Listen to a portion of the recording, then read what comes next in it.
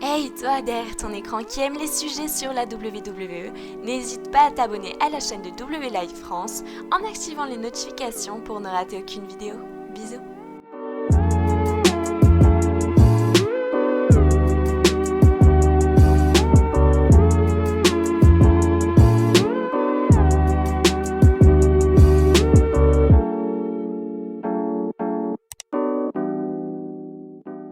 Avant de commencer cette vidéo les amis, je tenais vraiment à tous vous remercier. Pour ceux qui veulent entendre que je parle WWE ou quoi, eh bien avancez de quelques minutes bien évidemment, vous savez que faire. Je tenais vraiment à tous vous remercier pour tout ce que vous faites pour moi en ce moment, pour tout le soutien que vous m'apportez, que ça soit sur YouTube, que ça soit sur la chaîne secondaire que j'ai ouvert il y a quelques mois, que ça soit les messages d'encouragement que je reçois sur Twitter, sur les réseaux sociaux, Instagram, Snapchat, bref, merci vraiment.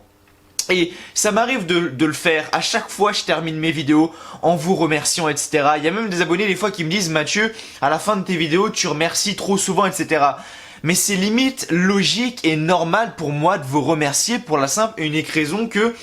Mais en fait, j'ai vécu des choses tellement magnifiques avec YouTube, j'ai pu avoir des expériences tellement belles avec YouTube et tout ça, ça a été uniquement grâce à vous, tu vois.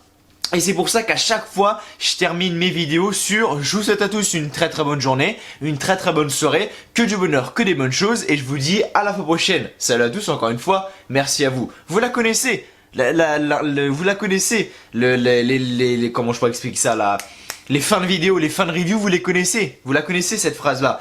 Parce que, je vous souhaite à tous une très bonne journée. Parce que je vous le souhaite réellement. Une très très bonne soirée. Je vous le souhaite réellement. Et je vous souhaite que du bonheur, que des bonnes choses. Et ça également, c'est la vérité. Et pour ceux qui sont dans des phases compliquées, des phases dures de leur vie, etc., j'essaye au maximum de vous remonter le moral quand je fais mes reviews d'euros. Et ça me fait tellement plaisir et c'est dans ces moments-là où je me dis que ça me fait grave plaisir de voir que j'ai des messages d'encouragement. C'est quand les personnes me disent que justement, ils ont passé une journée de merde, que ça va pas trop bien dans leur vie, etc. Et que quand ils regardent ma review d'euros, boum, ils ont le sourire. Et vous pouvez pas savoir à quel point ça me fait extrêmement plaisir. Ça fait maintenant 3 ans que je suis sur YouTube. Ça fait 3 ans que j'ai la chaîne W Live France.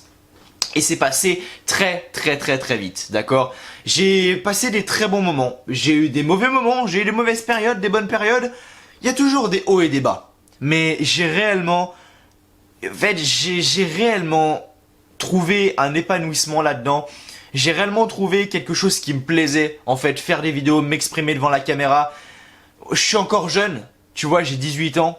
Si on regarde le YouTube Catch en France, je suis peut-être l'un des plus jeunes. Vraiment, tous les autres gens ont au-dessus de 20 ans par exemple, tu vois. Et moi je suis vraiment tout de suite le plus jeune. J'ai commencé, j'avais quel âge? J'avais 16 ans. Bah ici j'ai commencé à 3 ans, donc 18, 17, 16, quoi, j'avais 15 ans je crois même. Je devais juste avoir 16 ans, tu vois, quand j'ai commencé.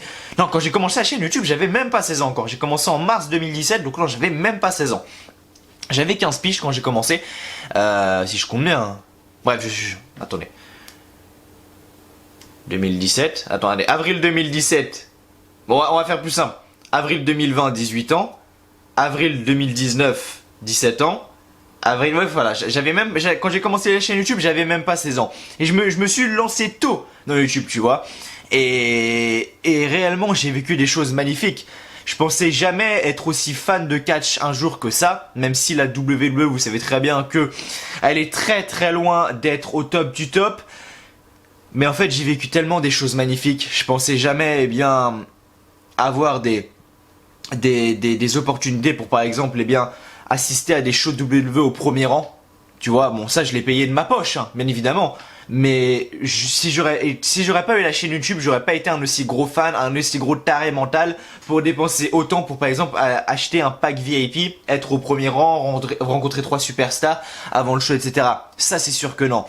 Et vous avez fait quelque chose d'incroyable pour moi, même si, voilà, aujourd'hui, 13 000 abonnés sur YouTube, c'est pas grand chose, on va pas se mentir, mais pour du catch en France, c'est vraiment énorme, et pour moi, c'est réellement énorme. J'aurais jamais pensé un jour, en fait, réellement atteindre ce stade-là d'abonnés. Et je voulais réellement tous vous en remercier parce que je vous en remercie en fait. Je n'ai pas les mots quand je vois qu'il y a des abonnés qui me suivent depuis des années maintenant, des années et qui sont là.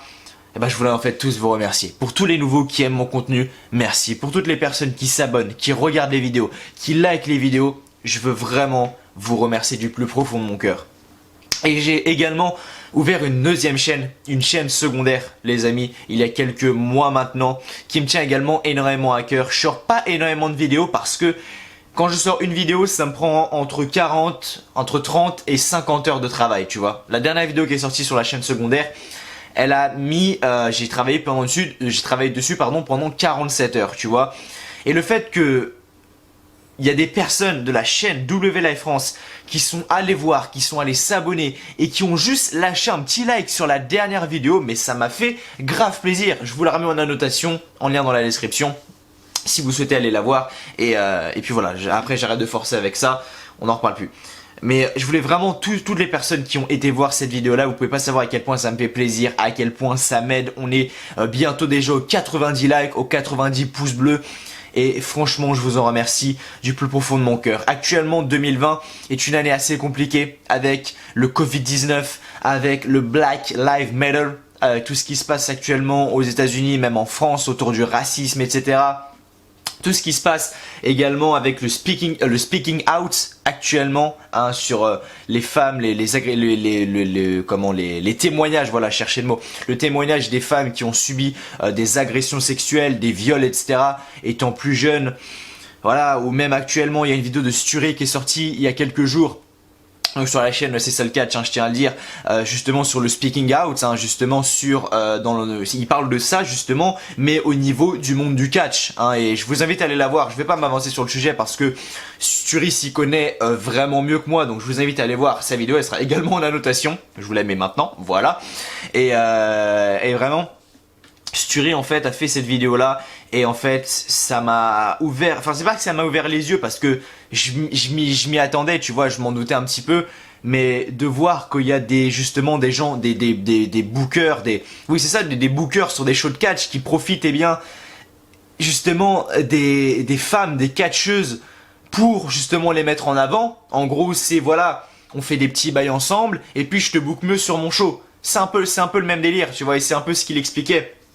Il n'y a pas qu'en France que ça se déroule, il n'y a pas qu'en France que ça se déroule même sur les shows américains, les shows anglais, bref, peu importe. Et réellement sa vidéo est très bien et je vous invite réellement à aller la voir.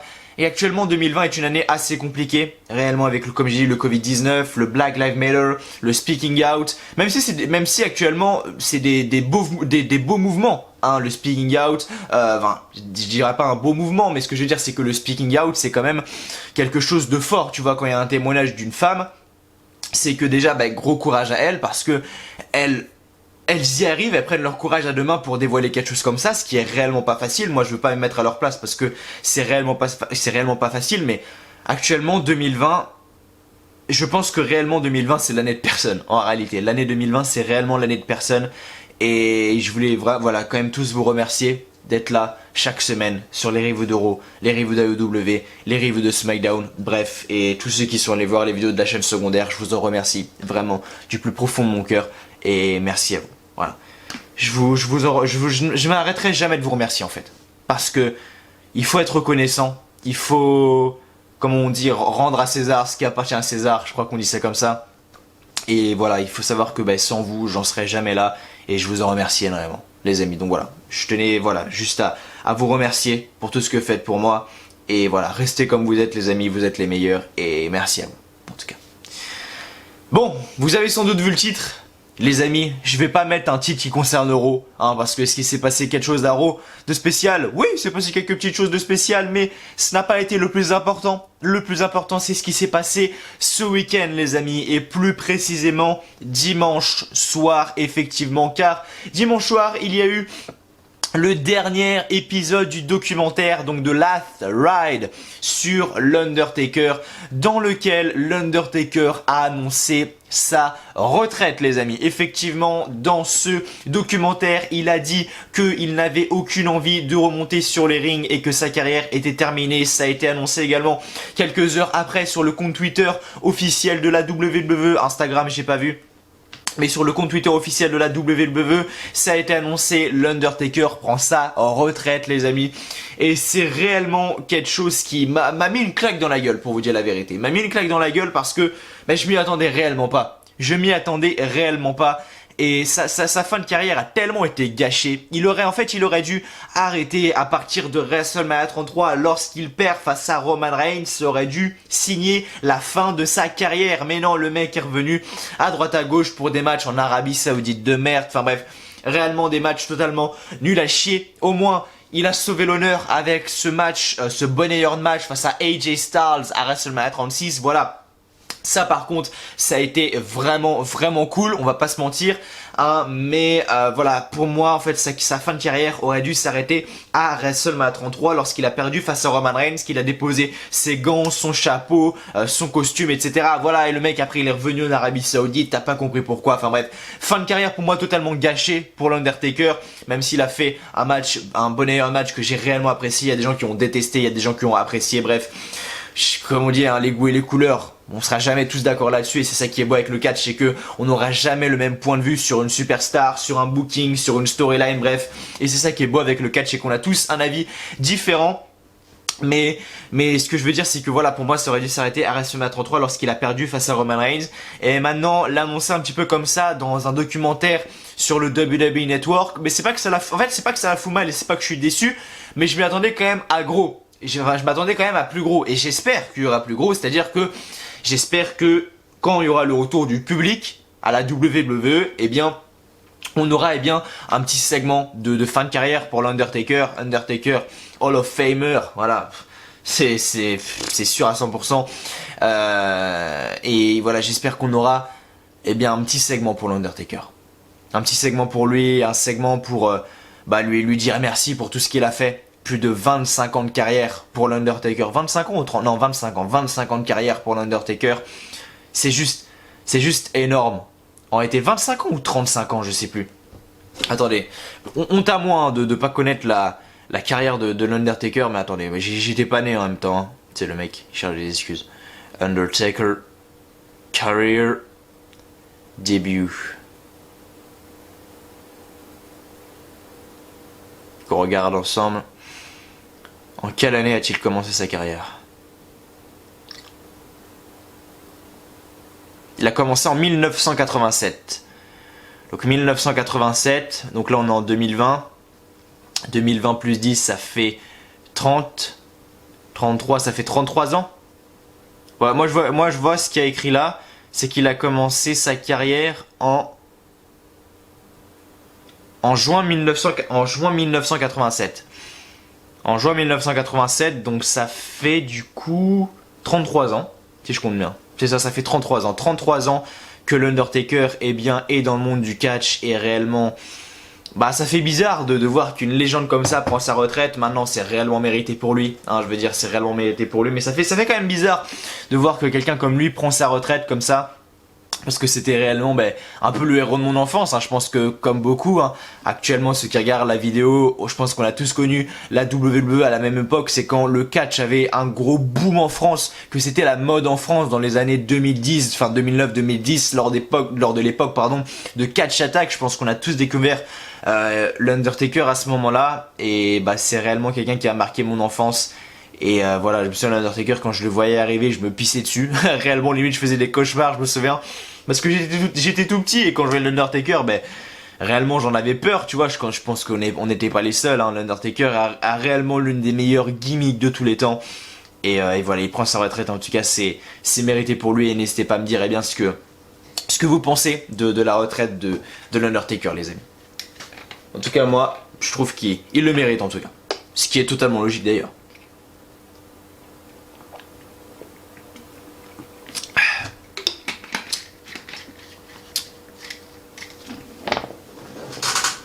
Pose ça là.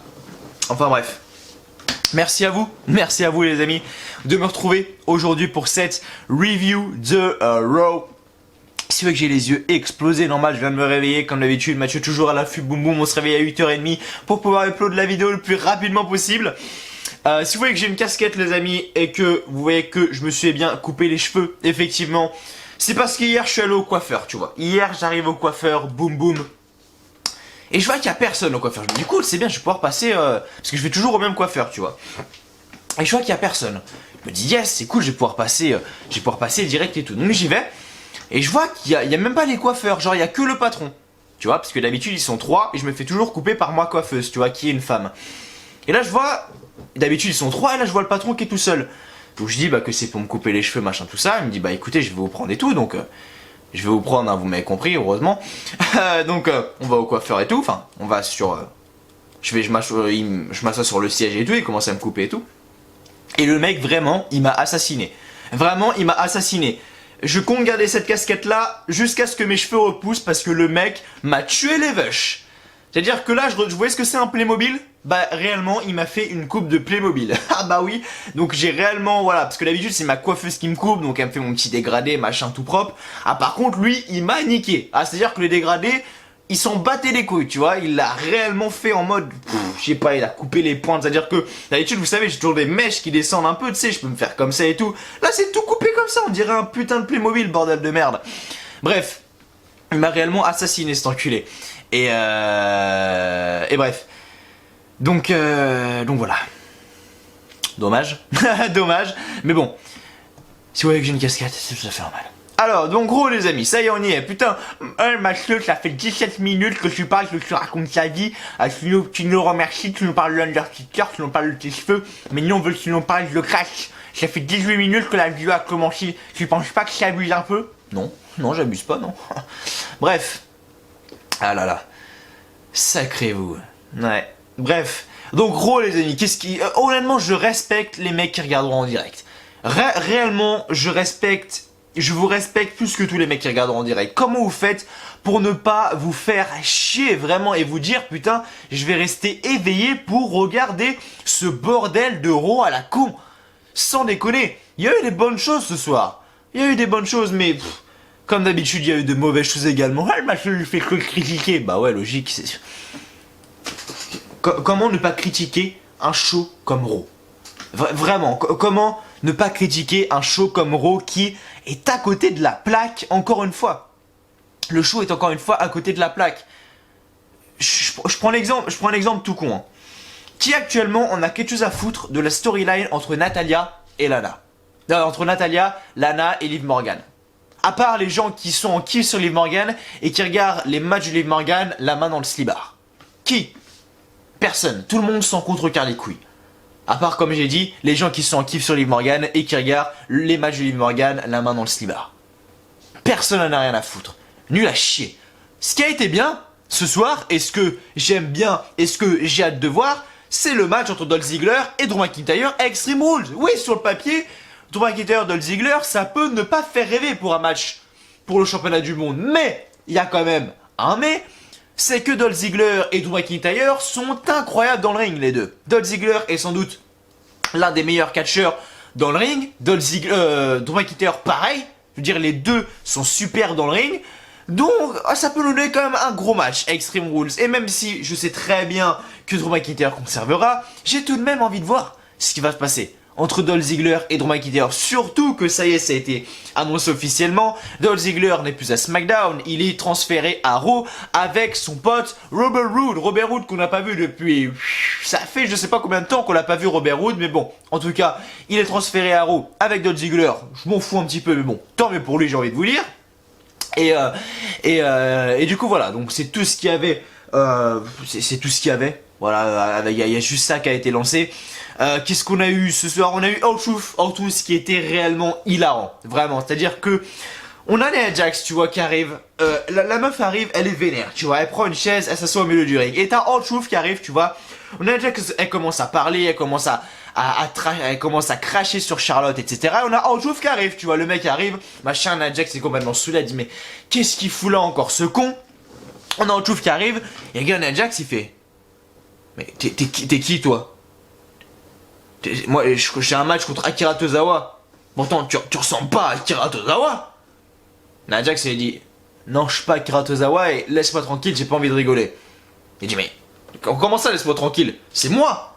Ah bon, c'est moi qui ai un match contre Akira Tozawa. À moins que toi tu sois Akira Tozawa. Mais t'as bien changé. Il lui dit comme ça. Il dit à moins que ça soit toi qui soit Akira Tozawa. Et réellement, allez voir ce segment parce que R-Truth m'a réellement fait rire. Le mec est très bon. Vraiment très très bon. Enfin tout ça pour que finalement Charlotte arrive, que les deux se battent. Et que ça va lancer à mon avis une storyline dans les prochaines semaines entre Nia Jax et Charlotte vu ce qui s'est passé encore un peu plus tard dans la soirée. Parce que oui, Charlotte a eu un match face à Asuka ce soir à Raw. Alors avant le show sur Twitter c'était l'hécatombe, Charlotte va gagner, machin ceci cela. Tout le monde lui crachait dessus. Par contre quand elle a perdu, là j'ai entendu personne dire ah bah Charlotte elle a perdu machin. Non, là j'ai entendu personne. Bizarre, étrange. C'est-à-dire que par contre, pour parler, pour dire oui, Charlotte ceci, Charlotte cela, il y a tout le monde qui parle. Par contre, dès qu'elle perd, là, on n'entend plus personne. Vous avez plus de connexion, les mecs, ou ça se passe comment? Bref. J'avoue que Charlotte est pushée, mais bon, au point de la détester et limite de lui souhaiter sa mort, faut peut-être y aller doucement, moi, les mecs. Ensuite, on a eu un match pour les championnats par équipe de Raw, les Viking Raiders face aux Street Profits. Rien de spécial, je m'en fous. Tout ce que je sais, c'est que Andrade et Angel Garza, vont être les prochains challengers sur la liste pour affronter les Street Profits. Et voilà, je suis pas contre, pour vous dire la vérité. Même si voilà, ça me fait un peu chier que Andrade soit dans une course pour les titres par équipe. Andrade, bordel de merde. Andrade, et j'ai vu, et ça c'est ça aussi, je l'ai vu après que j'ai tourné la review de SmackDown. Et j'en ai même parlé sur Twitter. Rico, et on a eu Main Event, tu vois, Main Event, le show qui est absolument regardé par personne actuellement. Qu'est-ce qu'on a eu à Main Event? On a eu Ricochet face à Andrade. Ouais, à Main Event les mecs. Main Event, le show que personne regarde. Personne regarde. Quelle honte de voir que Ricochet, Andrade, deux talents incroyables du côté de la WWE sont à Main Event quoi. Alors que ça pourrait être un Main Event de pay-per-view. Ricochet, Andrade, pour un championnat du monde. Et personne ne peut me dire le contraire. Pour les personnes qui suivent NXT depuis longtemps, personne ne peut me dire le contraire. C'est réellement incroyable de faire des décisions aussi stupides que ça. Ensuite, on a eu Asuka face à Charlotte, justement, où Asuka gagne son match clean en lui faisant son Asuka Lock où Charlotte tape. Donc jusque-là, on n'a rien eu de spécial. On a eu Akira Tozawa qui est devenu champion 24/7. Parce que on a R-Truth qui arrive pour affronter Akira Tozawa, donc c'était un match pour le titre 24/7. Et on a Bobby Lashley qui arrive et qui fait sa full Nelson sur R-Truth pour le sonner. Akira Tozawa, il en profite, il monte sur le ring, 1, 2, 3, il est champion 24/7, bon.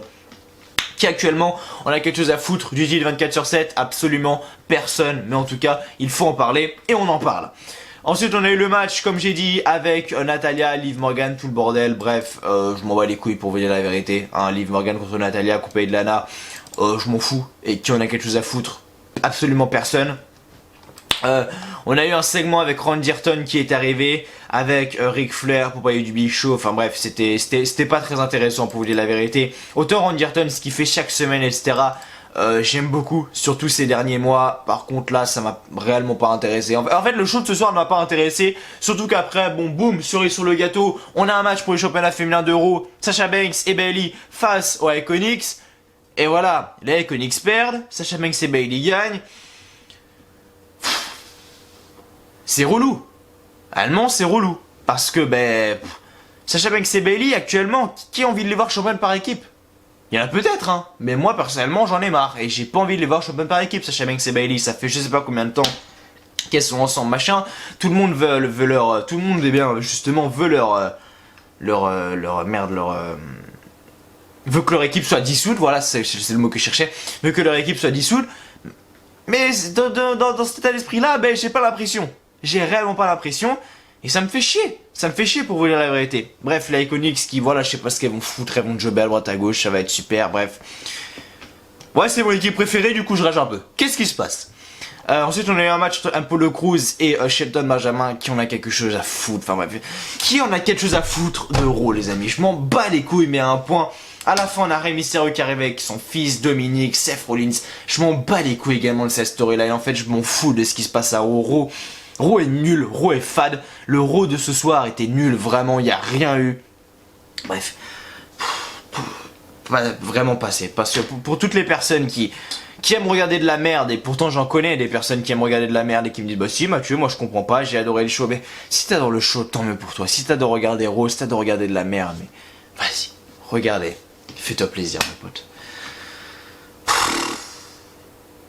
Dégoûtant, dégoûtant. Vivement jeudi pour la review de AEW, tiens. Bref. En tout cas les amis, merci à vous de me rejoindre aujourd'hui sur cette review de Raw. J'espère qu'elle vous plaît tout de même, même si voilà, c'était un petit peu... Je vais pas dire compliqué pour moi, mais voilà, j'ai fait mes petits remerciements au début de la vidéo. Je vais parler de la fin de carrière de l'Undertaker, je vais parler de ma coupe de cheveux, je vais parler de Raw, bref. On s'est un petit peu mélangé. Mais voilà, je tenais quand même à exercer tous ces points et réellement le show de ce soir m'a ennuyé et j'ai pas envie d'en parler. Il y a l'infirmière qui arrive, je reviens. Ok, donc on est de retour. Bon, désolé, hein, c'est juste que j'ai mes soins infirmiers le matin et du coup, parce que vous savez que je me suis fait opérer des doigts il y a quelques semaines maintenant et du coup, bah l'infirmière est venue en pleine vidéo. Bref, donc les amis, merci à vous de me rejoindre sur... J'en ai marre de bégayer. Merci les amis, aujourd'hui de me rejoindre sur cette review d'Euro.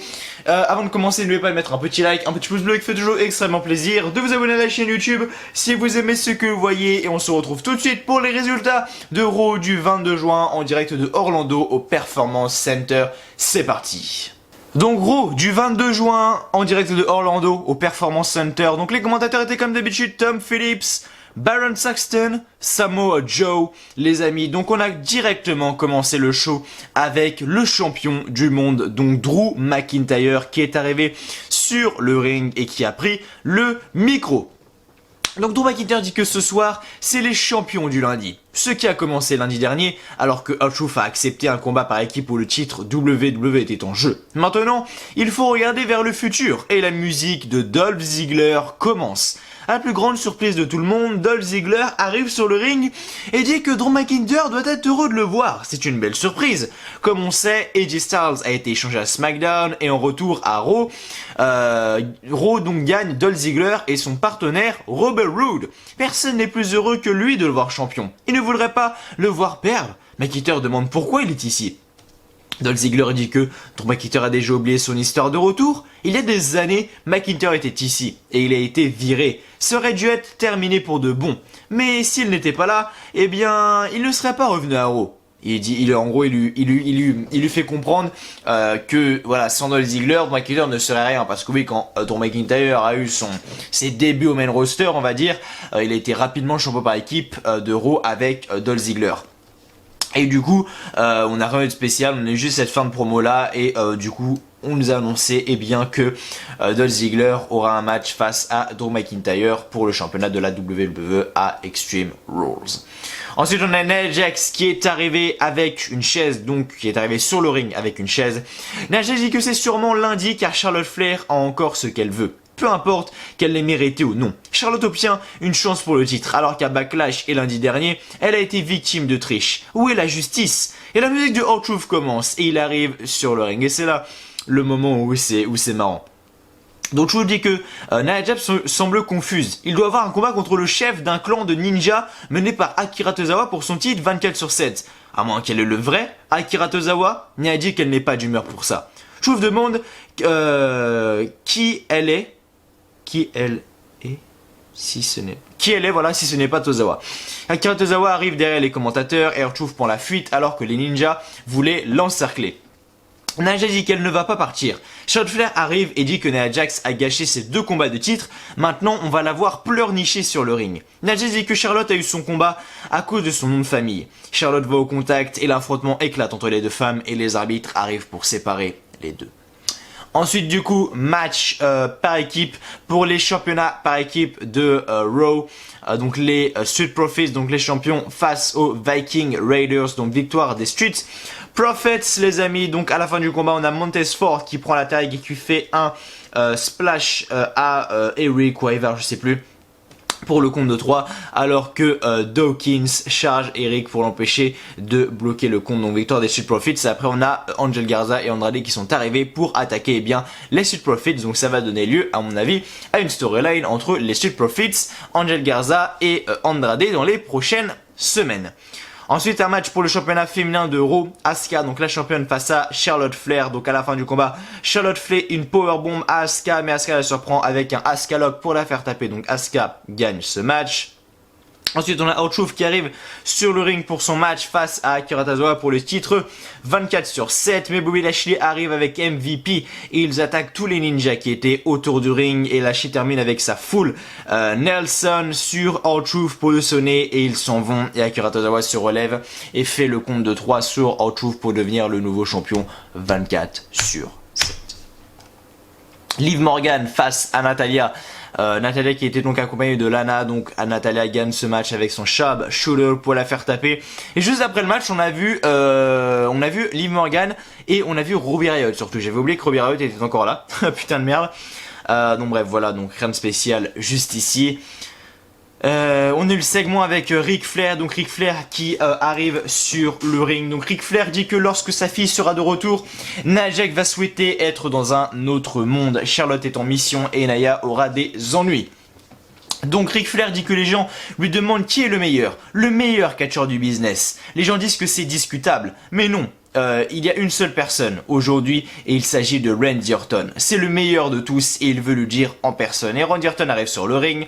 Ric Flair dit qu'Orton est le catcheur le plus dominant de la WWE, le meilleur catcheur de l'histoire et c'est un honneur d'être avec lui ce soir. Orton dit que c'est un bon sentiment d'être avec le Ric Flair de l'évolution. Lundi dernier, c'était la nostalgie qui nous a montré que Ric Flair est toujours le joueur le plus sale. C'était la nostalgie qui a fait remonter Christian et Edge sur le ring pour une dernière fois. Et là, on a le Big Show qui arrive. Et donc le Big Show dit que ça suffit. Big Show dit que Edge et Christian sont des amis. Il devra payer pour ses gestes. Randy Orton dit que Big Show ne va pas oser toucher Ric Flair alors qu'ils sont des amis. Le Big Show fait chier à Orton de venir se battre, mais Orton quitte le ring et Orton dit qu'il lui a donné une chance. Big Show fait ce qu'il est capable de faire et Orton dit que Big Show sera responsable de la suite des choses. Bref, c'était pas hyper intéressant, je vais pas mentir, le show de ce soir était pas intéressant pour vous dire la vérité. Ensuite, match tag team entre Sasha Banks et Bayley face aux Iconics, donc match tag team pour les championnats féminins tag team justement. Donc on a Sasha Banks et Bayley qui gagnent ce match par soumission car à la fin du combat on a Sasha Banks qui repousse Billie Kay en bas du ring et qui applique son Bank Statement sur Peyton Royce pour la faire taper. Juste après le match, on a Bayley qui prend le micro et dit qu'elles sont les meilleures. C'est ce qui arrive lorsqu'on est la patronne et Bayley a 2 ceintures. Sasha Banks dit qu'elle devient un peu jalouse lorsque Bayley parle de ses 2 ceintures. Elle aime voir sa meilleure amie heureuse, mais en même temps elle se sent ainsi. Elle essaye de dire qu'elle veut un combat pour le titre. Alors à Extreme Rules, elle challenge officiellement et là Bayley était en sueur. Et finalement elle dit que c'est Asuka pour le titre féminin de Raw. Et Asuka arrive sur le ring et elle dit que c'est accepté. Ensuite les deux l'attaquent. Bref, rien de spécial juste ici. Ensuite on a eu le MVP Lounge donc avec Apollo Crews. Rien de spécial, ça nous a juste donné lieu à un match entre Apollo Crews et Shelton Benjamin. Shelton Benjamin qui a perdu ce match face à justement Apollo Crews. Donc c'était un match qui n'était pas pour le titre tout de même. Donc Apollo Crews gagne ce match et à la fin du combat on a Apollo Crews qui est sur la scène et on a justement Bobby Lashley qui arrive et qui lui applique sa full Nelson pour le sonner. Donc à mon avis on va voir cette suite de rivalité entre Bobby Lashley et Apollo Crews dans les prochaines semaines. Donc Bobby Lashley pourrait devenir champion des États-Unis. On verra bien, à suivre dans les prochaines semaines. Et ensuite, dernier segment du show, on a Rey Mysterio et Dominic qui arrivent sur le ring. Rey Mysterio dit que la pire chose comme parent est de ne pas pouvoir s'occuper de ses enfants. Lundi dernier, Dominic lui a fait très peur. Dominic est allé au Performance Center pour se venger. Il a réussi à combattre dans un 3 contre 1 et il est fier de ça.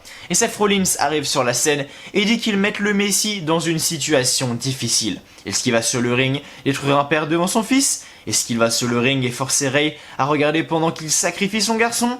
Il ne sait pas quoi faire, mais ce n'est pas sa décision. Et Rollins donc s'approche du ring et il est suivi par Austin Theory et Buddy Murphy. Aleister Black et Humberto Carrillo arrivent et les frappent dans le dos. Rollins prend la fuite pendant que Austin Theory et Buddy Murphy se font chasser du ring. Rey Mysterio s'approche mais Rey Mysterio le surprend avec un 619 et non c'est pas Rey Mysterio qui fait un 619, c'est Dominic qui fait un 619.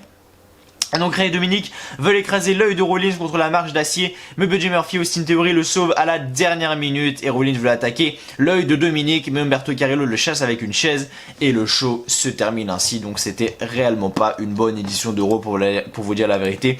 Et toutes les personnes qui ont la foi, je sais même pas de la foi là, c'est du courage, c'est waouh, c'est magnifique, vraiment je vous respecte de regarder Raw en direct Et bah franchement, il faut me dire comment vous faites parce que j'en ai pas la putain de moindre idée. Bref, en tout cas les amis, merci à vous d'avoir été là sur la review d'Euro. Comme je l'ai dit, c'était vraiment pas un show passionnant, c'était vraiment pas un bon show. Mais voilà, en tout cas, merci à vous d'avoir été là. Et donc je vous dis eh bien à quand du coup à jeudi, oui ça à jeudi pour la review de AEW Dynamite. D'ici là portez-vous bien, je vous souhaite à tous une très bonne journée, une très bonne soirée, que du bonheur, que des bonnes choses et je vous dis à la semaine prochaine, qu'est-ce que je raconte moi? Et je vous dis du coup, pardon putain, la semaine prochaine n'importe quoi. Et je vous dis du coup donc à jeudi, à après-demain pour la review de AEW Dynamite. Prenez soin de vous, c'est à tous encore une fois, merci à vous de m'avoir écouté.